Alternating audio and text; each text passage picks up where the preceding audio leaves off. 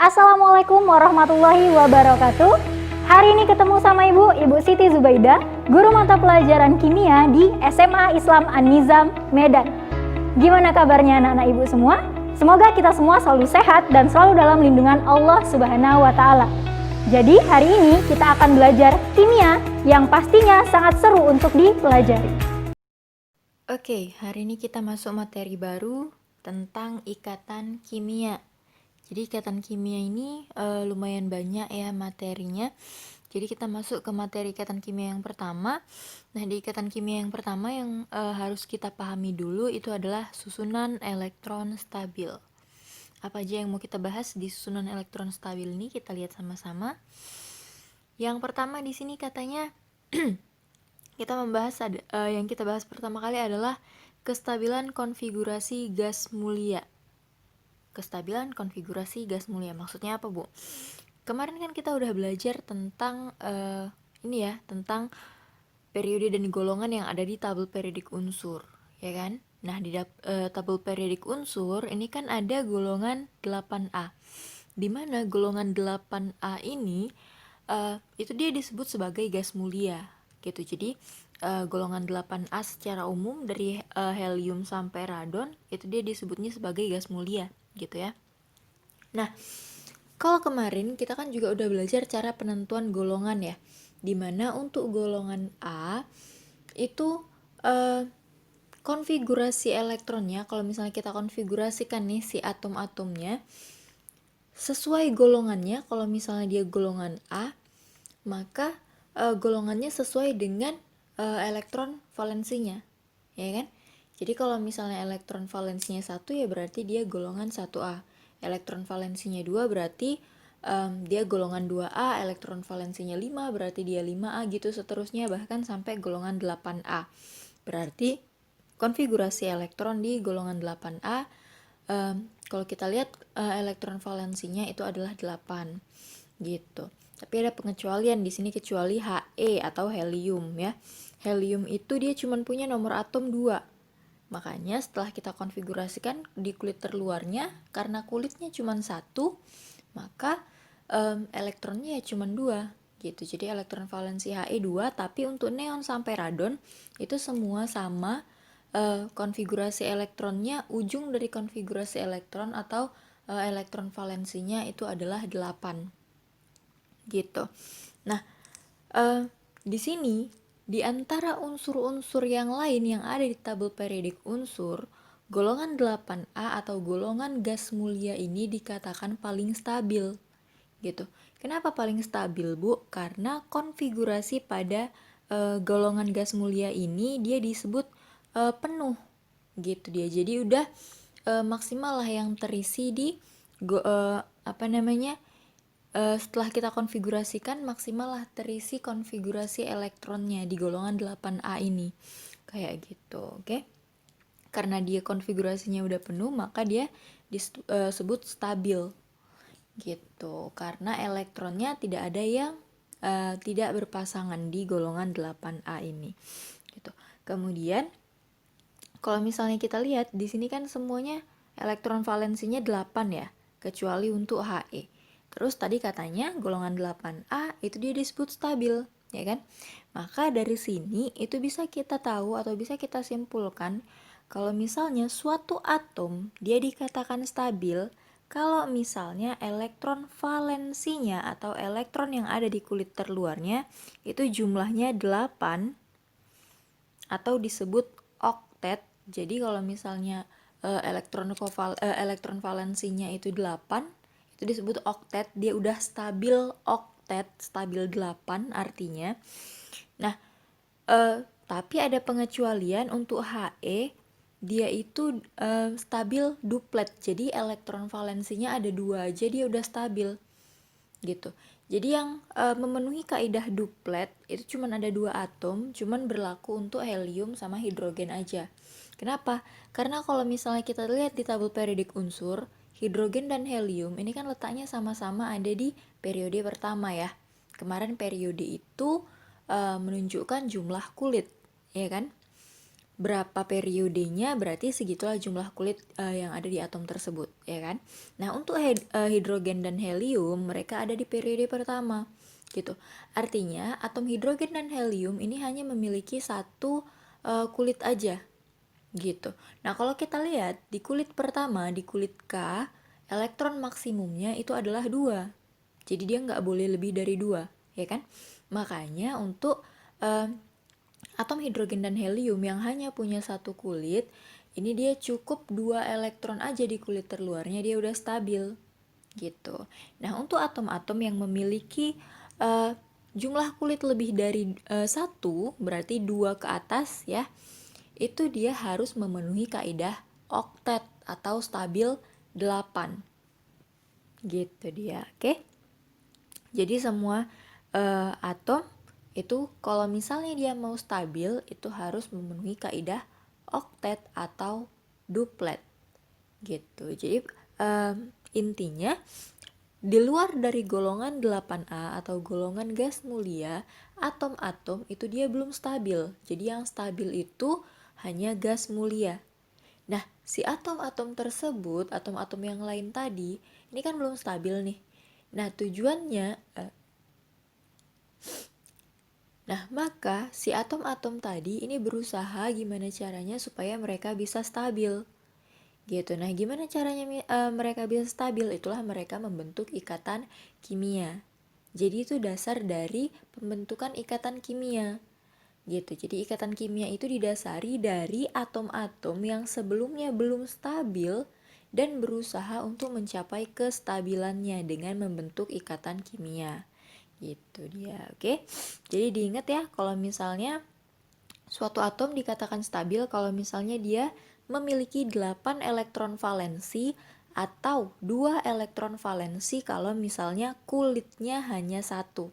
Jadi kalau kulitnya lebih dari 1 itu harus memiliki 8 elektron valensi atau elektron yang ada di kulit terluarnya. Kayak gitu ya. Oke. Selanjutnya di sini yang dibahas adalah cara mencapai kestabilan atom. Kita kan tahu ya tadi kalau misalnya suatu atom dikatakan stabil kalau misalnya dia punya elektron valensi 2, kalau misalnya dia punya satu kulit aja dan memiliki elektron valensi 8 kalau misalnya kulitnya udah lebih dari 1. Ya kan? Jadi perlu diingat ya, yang yang stabil 2 atau duplet itu hanya untuk helium dan hidrogen. Jadi untuk atom yang lain harus memenuhi kaidah oktet gitu atau stabil 8. Nah, cara mencapai kestabilan atom ini dia tergantung dari atomnya. Gitu. Untuk golongan 1A, 2A, 3A atau mereka merupakan golongan logam ya, 1A, 2A dan 3A ini, mereka cenderung melepas elektron sesuai elektron valensinya. Kita ambil contoh di golongan 2A. Misal Mg, magnesium. Ya kan? Magnesium itu golongan 2A periode ketiga. Oke. Nah, magnesium ingat tadi udah ada Ibu singgung juga. Kalau misalnya dalam satu golongan, kalau dia golongan A, golongan itu sesuai dengan elektron valensinya. Jadi golongan 2A ya berarti elektron valensinya 2. Ya kan? Nah, magnesium yang punya elektron valensi 2 ini kan dia butuh kalau misalnya dia mau stabil oktet, ini kan ada 2 pilihan, dia melepas atau menerima, ya kan? Gini, lebih gampang yang mana? Dia melepas 2 elektron atau menangkap 6 elektron supaya stabil? Pasti lebih mudah dia melepas 2 elektron, ya kan? Nggak terlalu capek gitu. Makanya untuk golongan 1A, 2A, 3A ini dia lebih cenderung melepas elektron. Kenapa? Energi yang dibutuhkan untuk melepaskannya ini lebih sedikit daripada menangkap elektron yang lebih banyak. Kayak gitu. Jadi golongan 1A, 2A, 3A ini dia cenderung melepas elektron dan pelepasan elektronnya itu sesuai dengan elektron valensinya. Jadi kayak Mg tadi dia golongan 2A berarti elektron valensinya 2. Maka untuk stabil dia akan melepaskan 2 elektronnya gitu. Jadi 2 elektron di kulit terluarnya ini dilepaskan baru dia membentuk ion positif. Jadi setiap atom kalau misalnya dia melepaskan elektron dia membentuk ion positif Ion positifnya positif berapa, Bu? Tergantung dia melepaskan berapa elektron. Kalau dia melepas 1 elektron berarti positif 1. Kalau misalnya dia melepas 2 elektron berarti positif 2. Melepas 3 elektron berarti dia positif 3 gitu seterusnya. Oke. Nah, kemudian di sini kalau misalnya dia golongan 4A, 5A, 6A, dan 7A, atau dia merupakan golongan non-logam. Jadi ingat ya, golongan 1 sampai 3A itu golongan logam. Ada pengecualian untuk golongan 1 sampai 3A. Untuk golongan 1 sampai 3A, hidrogen itu dia termasuk golongan non-logam gitu. Dan dia itu nggak melepas elektron, tapi dia lebih cenderung menerima elektron. Kenapa dia cenderung menerima elektron, Bu? Balik lagi tadi udah ada Ibu bahas ya. Kalau misalnya hidrogen ini dia cukup memenuhi kaidah duplet, atau 2 elektron aja dia udah bisa stabil gitu. Oke, nah si hidrogen ini kan dia udah punya 1 elektron. Supaya bisa stabil, ini dia bukan melepaskan 1 elektronnya itu, berarti habis dong kalau misalnya dilepaskan 1 elektronnya, ya kan? Jadi si hidrogen ini dia lebih cenderung menerima 1 elektron lagi gitu. Jadi dia cukup menerima 1 elektron aja dia udah stabil. Kenapa? Karena dia tadi cukup memenuhi kaidah duplet aja untuk bisa stabil gitu. Jadi elektronnya cukup 2 itu udah bisa stabil untuk hidrogen gitu. Nah, untuk golongan non-logam itu dia cenderung menerima elektron sesuai dengan kebutuhannya. Kebutuhannya berapa gitu. Contoh misalnya kita ambil golongan 5A. Golongan 5A berarti elektron valensinya itu 5. Ya kan? Kalau elektron valensinya 5, tadi untuk stabil ini kan dia butuh 8 elektron. Ya kan? Nah, dia udah punya 5 elektron. Jadi supaya 8 elektron di kulit terluarnya, maka dia butuh berapa elektron?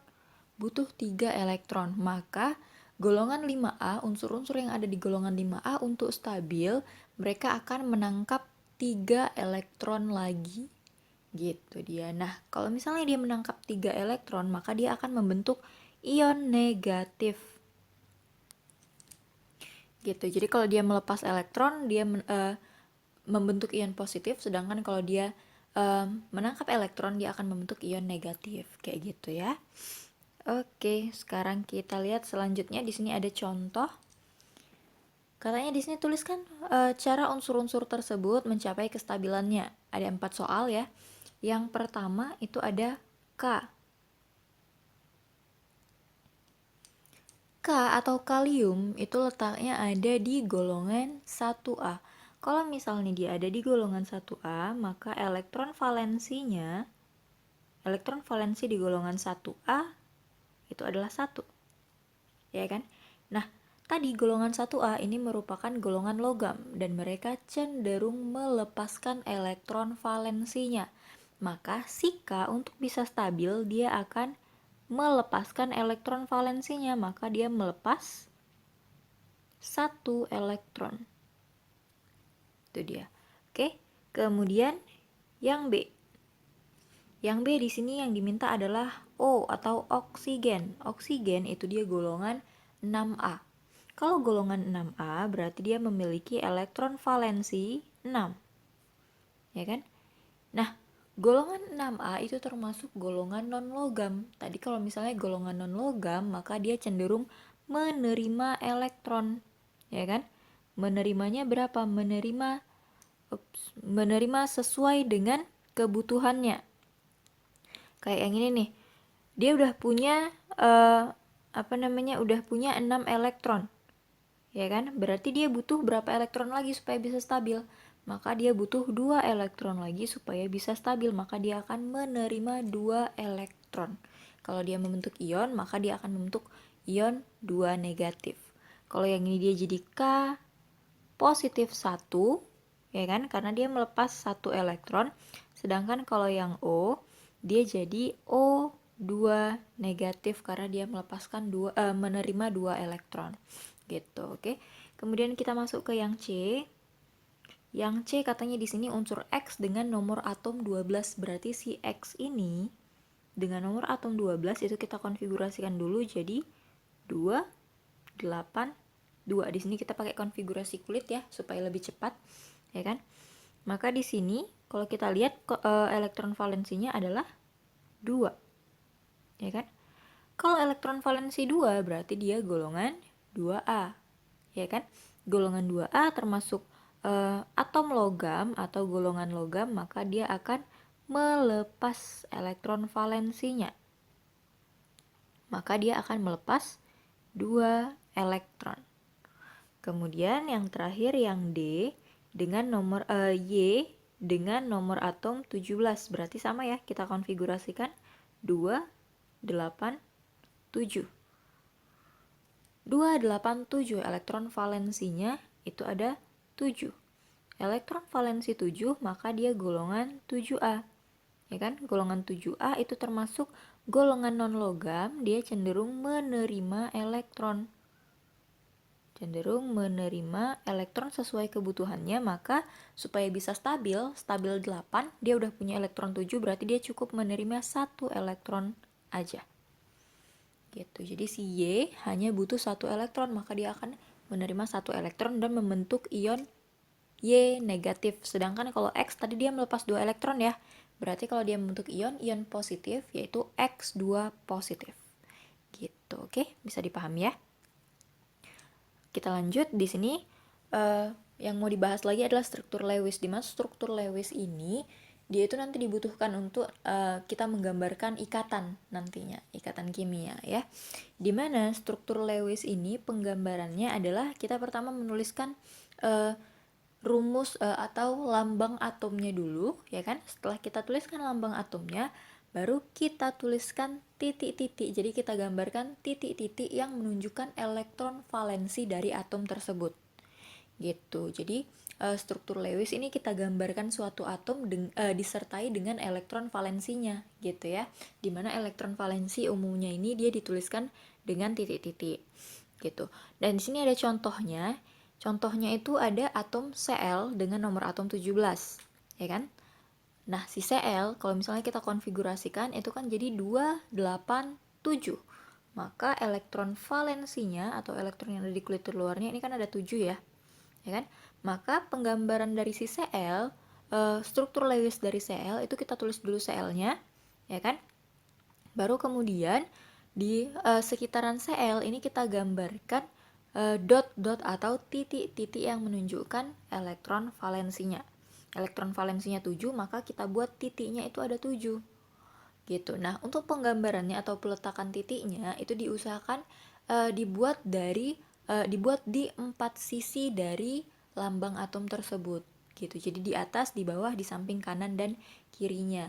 Dan masing-masing elektron kalau misalnya dia punya pasangan atau bisa kita buat 2-2 gitu, seperti ini ya. Ini kan kita buat 2 ya, dalam satu sisi ini juga 2, yang ini juga 2. Itu kita gabung kalau misalnya dia memang bisa berpasangan kayak gitu. Oke. Jadi kayak gini penggambaran dari struktur Lewis. Jadi kita tuliskan dulu lambang unsurnya atau lambang atomnya, kemudian kita tuliskan titik-titik yang menunjukkan elektron valensi dari atom tersebut. Gitu. Oke. Kemudian di sini ada contohnya. Kita suruh menggambarkan struktur Lewis untuk fosfor dengan nomor atom 15. Berarti di sini pertama kita tuliskan dulu fosfor, lambang atomnya P dengan nomor atom 15. Kita kan belum tahu ya, dia elektron valensinya berapa, berarti kita konfigurasikan dulu. 2, 8, 5. Maka dia punya 5 elektron valensi. Maka kalau misalnya kita disuruh menggambarkan struktur Lewisnya, pertama kita tuliskan dulu lambangnya, ya kan? Kemudian baru kita tuliskan elektron valensinya di sekitarnya, ya kan? Dia punya elektron valensi 5, berarti kita buat aja di sini 1, 2, 3, 4, 5. Nah, untuk peletakan titik-titiknya ini bebas ya, kita mau di mana aja, yang penting diusahakan selalu di 4 sisinya. Bebas mau dari mana aja, mau yang dari atas, dari bawah, dari samping kanan dan kirinya terserah. Gitu. Yang penting jumlahnya sesuai dan dia diletakkan di 4 sisi dari si atom tersebut. Kayak gitu. Oke? Jadi itu penggambaran struktur Lewis. Bisa dipahami ya? Oke, sekian pembelajaran kita untuk hari ini. Sampai ketemu di video pembelajaran yang berikutnya. Jangan lupa like, komen, dan share video ini. SMA Islam An-Nizam, unggul, cerdas, Islami. Assalamualaikum warahmatullahi wabarakatuh.